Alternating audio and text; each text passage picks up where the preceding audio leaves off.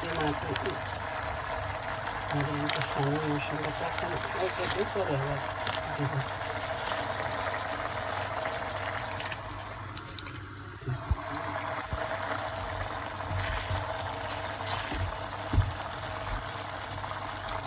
আবার আসছে করে তোমাদের দেখতে থাকুক, আবার দেখাবো নেড়ে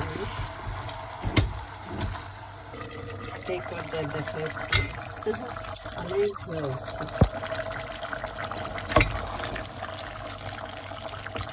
কষানো হলো হবে, অনেক ফাইন কষানো হবে, তারপরে ফাইনালি দেখলো দেখাবো। এখন তো মাত্র পানিটাই একটু কষানো।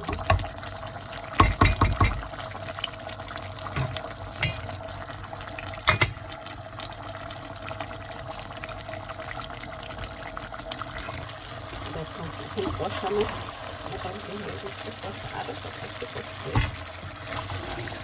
মাটন বিরিয়ানিতে ভালোই না, নিজের তো নিজেই বলছি দেখাবো পুরোপুরি তোমাদের সাথে। কষানো হচ্ছে এখনো কষানো হচ্ছে।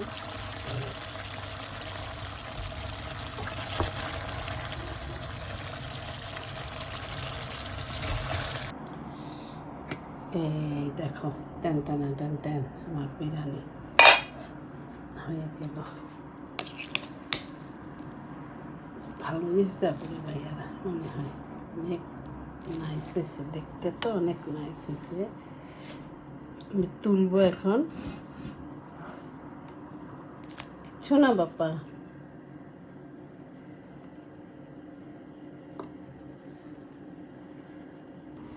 এই দেখো তুলছি বিরিয়ানি, ডেকোরেশন করে আবার দেখাবো। এখন একটু দেখাই। ও মাই গড, ধোয়া রে ধোয়া বাবা।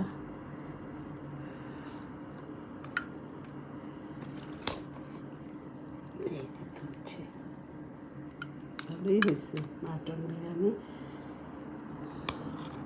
বাচ্চাদের মাটন বিরিয়ানি আর ওই যে সুইট চিলি সস দিয়ে একটু, এই যে হয়ে গেল মজাদার বিরিয়ানি।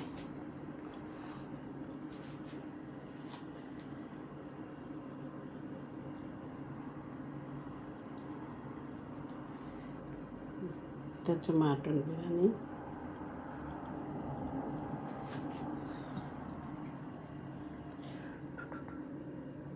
গরম রাখছি।